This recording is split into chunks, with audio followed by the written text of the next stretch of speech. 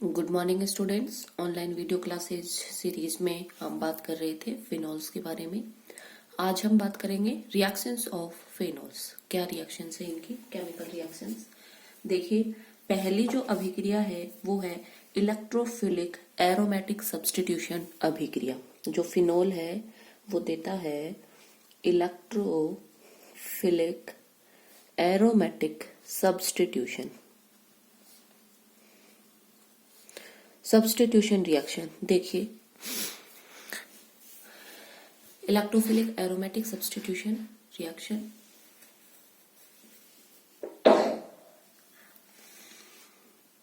सबसे पहले अभिक्रिया जिसके बारे में अपन बात करेंगे वो है नाइट्रीकरण, नाइट्रेशन। देखिए,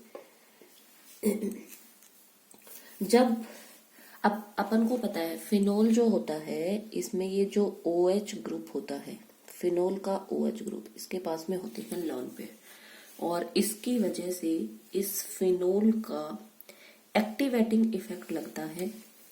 इसका लगता है एक्टिवेटिंग इफेक्ट, और एक्टिवेटिंग इफेक्ट का मतलब है कि ये इस रिंग को, बेंजीन रिंग को इलेक्ट्रोफाइल के अटैक के लिए क्या करता है, एक्टिवेट। इसका मतलब ये अपनी इलेक्ट्रॉन डेंसिटी इस रिंग को प्रोवाइड करता है, जिससे रिंग इलेक्ट्रॉनिकली रिच हो जाती है, और अब उस पे किसी भी इलेक्ट्रोफाइल का अटैक बोलो क्या हो जाता है, इजीली। इसीलिए अपन बोलते हैं कि ये जो OH है इसका कौन सा इफेक्ट लगता है, एक्टिवेटिंग इफेक्ट। क्लियर।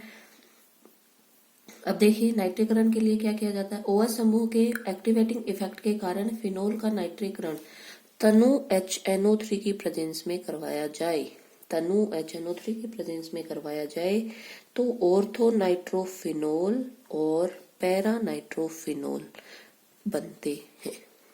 क्लियर, ध्यान रखेंगे। देखिए, फिनोल का यदि एक्टिवेटिंग ग्रुप के कारण इसका नाइट्रीकरण तनु HNO3 की प्रेजेंस में होता है और ऑर्थो और पैरा नाइट्रोफिनोल बनते हैं। आगे देखिए, ये जो नाइट्रिक एसिड होता है इसमें थोड़ी बहुत मात्रा में नाइट्रस एसिड भी प्रेजेंट होता है। अभिक्रिया की मैकेनिज्म देखिए कैसे होती है। अब अभिक्रिया की मैकेनिज्म समझिए। देखिए,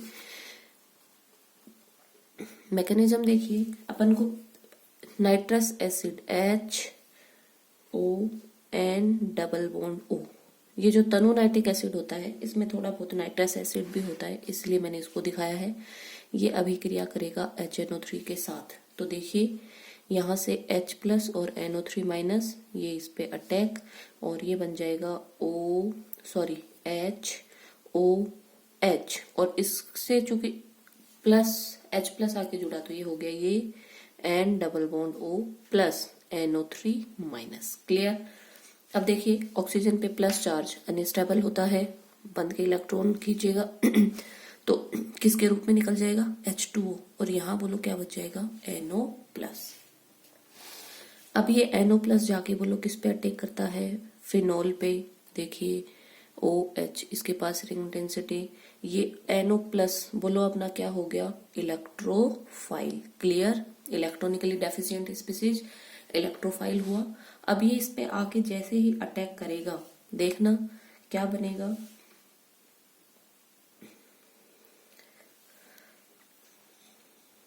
ये देखिए, ये रिंग डेंसिटी इधर मान लीजिए। अब इलेक्ट्रोफाइल उस साइड पे अटैक करता है जो इलेक्ट्रॉनिकली बोलो क्या होती है, रिच। तो यहाँ प्लस और यहाँ क्या आएगा, माइनस, और यहाँ पे कौन आके जुड़ जाएगा, इलेक्ट्रोफाइल। ठीक है। अब देखिए, इस प्लस चार्ज का डिलोकलाइजेशन होगा जब ये इधर आएगा, तो देखना क्या बनेगा। देख, इधर ये डबल बॉन्ड, ये हो गया NO और ये हो गया OH, और यहाँ पे बोलो कौन सा चार्ज आ जाएगा, प्लस चार्ज। फिर जब इसका बोलो क्या होगा, वेलेंट इंटरमीडिएट बनेगा।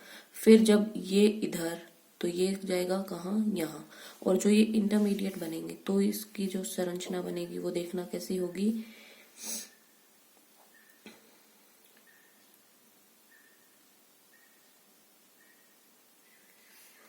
तो ये बनेगा बोलो कैसे, ये बनेगा ये और ये बोलो क्या होगा, NO, और ये बोलो क्या होगा, OH, और अब देखो यहाँ पे कौन सा चार्ज आ गया, प्लस चार्ज। और अब देखिए इसकी अल्फा पोजीशन पे जुड़ा हुआ H, अगर ये H अपनी इलेक्ट्रॉन डेंसिटी रिंग को दे तो खुद किसके रूप में निकल जाए, H प्लस के रूप में। और जैसे ही ये इलेक्ट्रॉन डेंसिटी रिंग को देगा, देखना क्या बनेगा, ये और यहाँ कौन जुड़ा हुआ है, NO, और ये बोलो क्या हो गया, OH। तो आप देख रहे हैं यहाँ से कौन निकला है, H प्लस। क्लियर, क्योंकि अगर ये H प्लस बन के इलेक्ट्रॉन दे देगा तो वापस रिंग में एरोमेटाइजेशन हो जाएगा और स्टेबल। और अब जब आप इसकी HNO3 के साथ अभिक्रिया करवाएंगे तो यहाँ से क्या बनेगा यहाँ से बनेगा ऑर्थो नाइट्रोफिनॉल। क्लियर। और इस अभिक्रिया का जो मेन प्रोडक्ट होता है वो क्या होता है, पैरा प्रोडक्ट अभिक्रिया का मुख्य उत्पाद होता है। जैसे ऑर्थो बना सेम ऐसे ही बोलो कौन बन जाएगा, पैरा। अब आप देख रहे हो यहाँ पे एक इलेक्ट्रोफाइल था अपना ये, और एक इलेक्ट्रोफाइल बोलो कौन है, H प्लस। तो इस इलेक्ट्रोफाइल ने इस इलेक्ट्रोफाइल का एरोमेटिक रिंग से क्या किया है, सब्स्टिट्यूशन। इसीलिए अभिक्रिया को अपन क्या, इनकी जो अभिक्रियाएं हैं वो कौन सी होती हैं, इलेक्ट्रोफिलिक एरोमेटिक सब्स्टिट्यूशन अभिक्रियाएं। क्लियर, ये मैकेनिज्म है, ये भी आप लोगों को ध्यान में रखनी है। आगे देखिए, अभिक्रिया में अपन को पता है ऑर्थोनाइट्रोफिनॉल भी बनता है, और बोलो कौन बनता है, पैरानाइट्रोफिनॉल। लेकिन ये जो ऑर्थोनाइट्रोफिनॉल है इसमें अपन को पता है इंट्रामोलिकुलर हाइड्रोजन बॉन्डिंग होगी, और ये अपन ने हाइड्रोजन बॉन्डिंग में पढ़ा हुआ भी है, OH और ये N डबल बॉन्ड O। और अब देखिए यहाँ पे क्या हो जाती है, हाइड्रोजन बॉन्डिंग। लेकिन जो पैरा प्रोडक्ट बनेगा उसमें इंटरमोलिकुलर हाइड्रोजन नहीं होती। कौन सी वाली हाइड्रोजन बॉन्डिंग होती है, इंट्रामोलिकुलर, सॉरी देखिए एक बार मैं बना देती हूँ। देखिए इधर ये मैंने ऑर्थो प्रोडक्ट बनाया है और ये मैं पैरा प्रोडक्ट बना रही हूँ, और अपन को पता है पैरा प्रोडक्ट में कौन सी वाली हाइड्रोजन बॉन्डिंग होती है, यहाँ पे होती है इंटरमोलिकुलर दो अणुओं के बीच में, और ऑर्थो में कौन सी वाली होती है, इंट्रामोलिकुलर। क्लियर। अब देखिए ऑर्थोनाइट्रोफिनॉल में इंट्रामोलिकुलर हाइड्रोजन बॉन्डिंग होती है, जिसके कारण ये कैसा होता है, स्टीम वॉलेटाइल होता है। जबकि जो पैरा प्रोडक्ट है उसमें इंटरमोलिकुलर हाइड्रोजन बॉन्डिंग होती है, इसलिए कैसा होता है, नॉन स्टीम वॉलेटाइल। इसका मतलब ये है, ये जो होता है ये भाप में वाष्पशील है, और पैरा प्रोडक्ट भाप में वाष्पशील नहीं है, और इसीलिए इन दोनों को भाप आसवन विधि के द्वारा क्या कर लिया जाता है, पृथक कर लिया जाता है। क्लियर। अब देखिए ये जो अपन ने नाइट्रीकरण करवाया है, ये अपन ने करवाया है तनु HNO3 की प्रेजेंस में। यदि नाइट्रीकरण सांद्र HNO3 की प्रेजेंस में करवाया जाए, देखिए यदि फिनोल का नाइट्रीकरण सांद्र HNO3 और साथ में लिया जाए सांद्र H2SO4। क्लियर। यदि तनु HNO3 की प्रेजेंस में करवाओगे तो ऑर्थोनाइट्रोफिनॉल और पैरानाइट्रोफिनॉल बनेंगे। अब जो अपन करवा रहे हैं नाइट्रीकरण, वो अपन करवा रहे हैं सांद्र HNO3 और सांद्र H2SO4। इसको अपन बोलते हैं नाइट्रेटिंग मिक्सचर। नाइट्रेटिंग मिक्सचर की प्रेजेंस में यदि करवाया जाता है तो 2,4,6 देखिए करवाया जाएगा तो बनेगा 2, 4 and 6 नाइट्रोफिनॉल। क्लियर। देखिए इसको अपन बोलेंगे नंबर 1 पोजीशन, ये 2, 3, 4, 5 and 6, तो ये बनेगा 2, 4, 6 ट्राई नाइट्रोफिनॉल। और इसी का दूसरा नाम बोलो क्या होता है, पिक्रिक एसिड। क्लियर। और ये पिक्रिक एसिड अपन को पता है हाईली क्या होता है, एसिडिक। तो ध्यान में रखेंगे नाइट्रीकरण अभिक्रिया कि अगर आप तनु HNO3 की प्रेजेंस में करवाएंगे तो ऑर्थोनाइट्रोफिनॉल या बनेगा पैरानाइट्रोफिनॉल। ये ऑर्थो प्रोडक्ट है, ये पैरा प्रोडक्ट है। लेकिन अगर आप नाइट्रेटिंग मिक्सचर की प्रेजेंस में नाइट्रीकरण करवाएंगे फिनॉल का तो वहां से बनेगा 2,4,6 ट्राइनाइट्रोफिनॉल, जिसको अपन क्या बोलते हैं, पिक्रिक एसिड। क्लियर। ये तो बात हुई नाइट्रीकरण की। अब देखिए अब अपन देखते हैं हैलोजनीकरण। अगर फिनोल का हैलोजनीकरण करवाएंगे तो देखिए क्या होगा,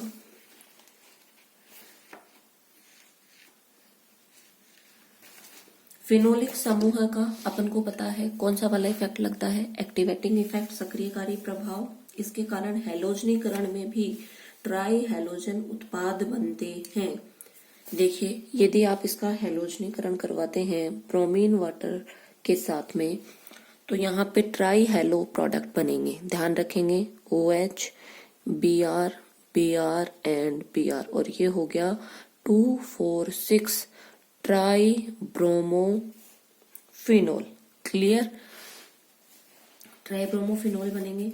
आगे देखिए, इस प्रक्रिया में यदि कोई फिनोल की ऑर्थो या पैरा पोजीशन पे कोई डीएक्टिवेटिंग ग्रुप होता है, तो वो भी इनके द्वारा, हैलोजन के द्वारा क्या हो जाता है, प्रतिस्थापित। देखिए, SO3H ग्रुप जुड़ा है। अब ये SO3H ग्रुप रिंग को इलेक्ट्रॉन डेंसिटी देता नहीं बल्कि उससे खींच लेता है, इसलिए रिंग को कैसा करता है, डीएक्टिवेट। तो अगर कोई भी डीएक्टिवेटिंग ग्रुप जुड़ा हुआ है, इसको मैं लिख देती हूँ डीएक्टिवेटिंग ग्रुप ऑर्थो या पैरा पोजीशन पे, तो वो डीएक्टिवेटिंग ग्रुप भी हैलोजन के द्वारा क्या हो जाता है, रिप्लेस, और हैलोजन के द्वारा रिप्लेस होकर के ट्राई ब्रोमो प्रोडक्ट बनेगा। क्लियर, देखिए, ट्राई ब्रोमो प्रोडक्ट बनेगा। फिनोल का, अब अपन को यदि मान लीजिए फिनोल का केवल मोनो हैलोजन प्रोडक्ट चाहिए, तो उसको प्राप्त करने के लिए हैलोजनीकरण कम ताप पर किसी नॉन पोलर सॉल्वेंट जैसे कार्बन डाइसल्फाइड, CCl4 आदि की उपस्थिति में करवाया जाता है। देखिए, अगर मान लीजिए आपको ये ट्राई हैलो प्रोडक्ट नहीं चाहिए, केवल मोनो हैलो प्रोडक्ट चाहिए, तो उस कंडीशन में जो अभिक्रिया होगी वो कम ताप पर होगी और नॉन पोलर सॉल्वेंट की प्रेजेंस में होगी। तो देखिए, मैं ऐसे ले लेती हूँ CCl4, या मैं क्या ले सकती हूँ, CS2, और कम ताप पे अभिक्रिया करवानी है 0 डिग्री सेंटीग्रेड ताप पे, तो अपन को केवल मोनो हैलो प्रोडक्ट बनेंगे। अब यहाँ से या तो बनेगा ऑर्थोब्रोमोफिनोल, या फिर बोलो क्या बनेगा, पैरा ब्रोमोफिनोल। क्लियर, तो अब आप देख रहे हो यहाँ पे अपन को केवल मोनो हैलो प्रोडक्ट बन रहे हैं। ऑर्थो पोजीशन पे जुड़ेगा तो ऑर्थो, और पैरा पोजीशन पे जुड़ेगा तो पैरा। क्लियर, ध्यान में रखेंगे हैलोजनीकरण अभिक्रिया एक बार दोबारा देख लीजिए। अब अपन को पता है फिनोल का एक्टिवेटिंग प्रभाव होता है, इसकी वजह से यहाँ पे ट्राई हैलो प्रोडक्ट बनते हैं। अभिक्रिया मैंने करवा रखी है ब्रोमीन वाटर के साथ में। अब मान लीजिए कोई डीएक्टिवेटिंग ग्रुप जुड़ा हुआ है हैलोजन की ऑर्थो या पैरा पोजीशन पे, तो उसका भी हैलोजन के द्वारा बोलो क्या हो जाता है, रिप्लेस। अगर आपको मोनो हैलो प्रोडक्ट चाहिए तो अभिक्रिया आपको कम ताप पर करवानी पड़ेगी, किसकी प्रेजेंस में, नॉन पोलर सॉल्वेंट जैसे CCl4 है या CS2 है, इनकी प्रेजेंस में। क्लियर, तो अपन को कौन से वाले प्रोडक्ट बनेंगे, मोनो हैलो प्रोडक्ट। ये बात हुई मेरी हैलोजनीकरण की। अब आगे देखिए, अब मैं बात कर लेती हूँ सल्फोनीकरण की। देखिए, सल्फोनीकरण में क्या होता है, फिनोल आसानी से सल्फोनीकृत हो जाते हैं और ऑर्थो और पैरा हाइड्रोक्सी बेंजीन सल्फोनिक अम्ल का मिश्रण देते हैं। देखिए, अब मैं बात कर रही हूँ सल्फोनेशन की। देखिए, सल्फोनेशन में क्या होता है, फिनोल, मैं लिख लेती हूँ, फिनोल इजीली सल्फोनेशन हो जाता है। अभिक्रिया करवाई जाती है सांद्र H2SO4 के साथ, और अगर आप 15 से 20 डिग्री सेंटीग्रेड ताप लेते हैं तो देखिए यहाँ से बनता है अल्फा पोजीशन पे सल्फोनीकरण, तो ये बना ऑर्थो हाइड्रोक्सी बेंजीन सल्फोनिक अम्ल। ऑर्थो हाइड्रोक्सी बेंजीन सल्फोनिक अम्ल, ये इसका नाम है, ध्यान रखेंगे। सल्फोनिक एसिड, और एक बोलो क्या बनता है, पैरा पे हाइड्रोक्सी बेंजीन सल्फोनिक एसिड। और इसका जो मेन प्रोडक्ट होता है, ध्यान रखेंगे आप, सल्फोनीकरण का मेन प्रोडक्ट जो होता है वो कौन होता है, ortho. Clear, ortho product main product बनता है। लेकिन अगर आप ये अभिक्रिया सांद्र H2SO4 के साथ 100 डिग्री सेंटीग्रेड ताप पे करवाते हैं तो भी दोनों प्रोडक्ट बनते हैं, ortho hydroxy benzene sulphonic acid plus para hydroxy benzene sulphonic acid. लेकिन अब जो मेन प्रोडक्ट होता है वो कौन सा प्रोडक्ट होता है, पैरा। क्लियर, तो ध्यान रखेंगे, आप देख रहे हैं फिनोल के सल्फोनेशन पे टेम्परेचर का प्रभाव पड़ रहा है। अगर आप अभिक्रिया कम ताप पे करवा रहे हैं तो कौन सा वाला प्रोडक्ट मेन प्रोडक्ट है, ऑर्थो प्रोडक्ट। और अगर आप अभिक्रिया हाई टेम्परेचर पे करवा रहे हैं 100 डिग्री सेंटीग्रेड पे, तो वहां पे कौन सा प्रोडक्ट मेन प्रोडक्ट होता है, पैरा प्रोडक्ट। क्लियर। तो ये बातें आप लोग ध्यान में रखेंगे। आगे देखें, वेरी इंपॉर्टेंट अभिक्रिया फ्रिंडल क्राफ्ट अभिक्रिया। देखिए नाम से भी पूछी जाती है ये अभिक्रिया सीधे सीधे, फ्रीडेल क्राफ्ट रिएक्शन। देखिए फिनोलों में फ्रेंडल क्राफ्ट एल्कलीकरण या एसिलीकरण दोनों प्रकार की अभिक्रियाएं संपन्न होती हैं। देखिए फ्रेंडल क्राफ्ट अपन को पता है ये एल्काइलीकरण भी होता है, यहाँ पे एल्काइलेशन भी होता है, और बोलो क्या होता है, एसाइलेशन। इसका मतलब जो अपना फिनोल है उस पे किसी एल्किल ग्रुप का भी एडिशन होगा और एसाइल ग्रुप का भी एडिशन होगा। क्लियर। अब देखिए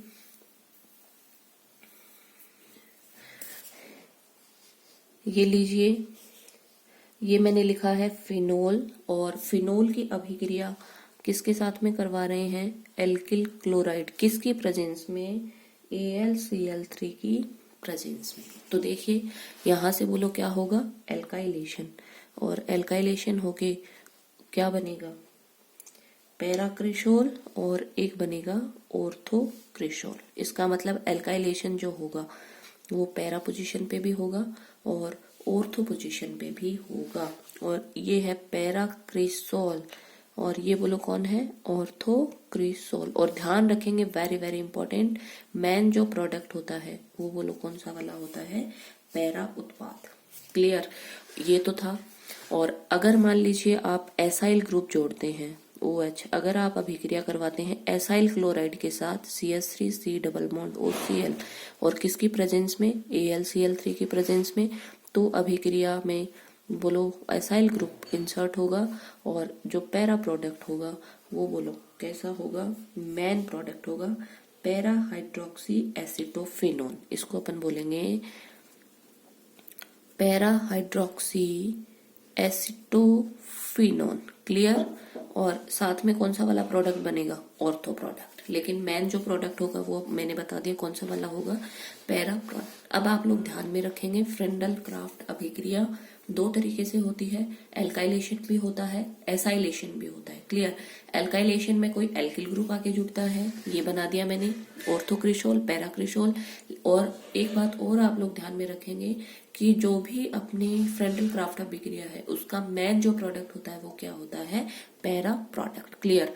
और एसाइल ग्रुप जुड़ेगा तो एसाइलेशन होगा, एसाइल हैलाइड के साथ अभिक्रिया करवाई, एसाइलेशन हो गया, और जो मेन प्रोडक्ट बनता है वो कौन सा बनता है, पैरा प्रोडक्ट। इसका नाम बोलो क्या है, पैरा हाइड्रोक्सी एसिटोफिनोन। क्लियर। ध्यान में रखेंगे। अब आप इसकी मैकेनिज्म देखिए कैसे होती है।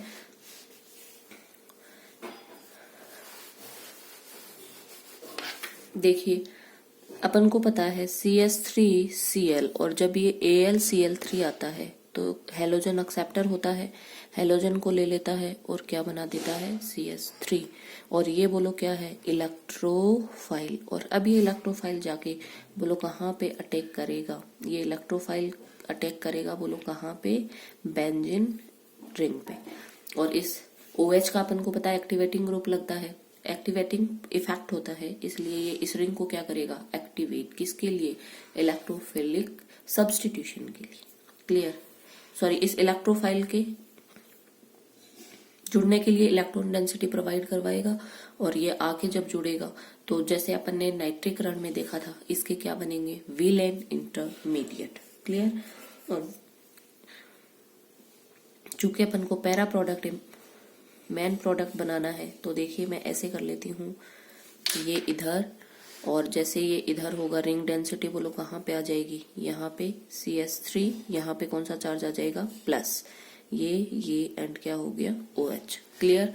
अब ये वाली इलेक्ट्रॉनों की शिफ्टिंग होगी इधर, तो जब ये शिफ्टिंग होगी तो देखना इसकी रेजोनेटिंग जो स्ट्रक्चर बनेगी उसको कैसे बनाएंगे, यहाँ पे प्लस ये और ये CH3 और ये। और अब देखिए इन इलेक्ट्रॉनों की शिफ्टिंग होगी इधर, जैसे ही शिफ्टिंग होगी ये और बोलो क्या हो गया, यहाँ पे कौन सा चार्ज आ गया, प्लस। क्लियर।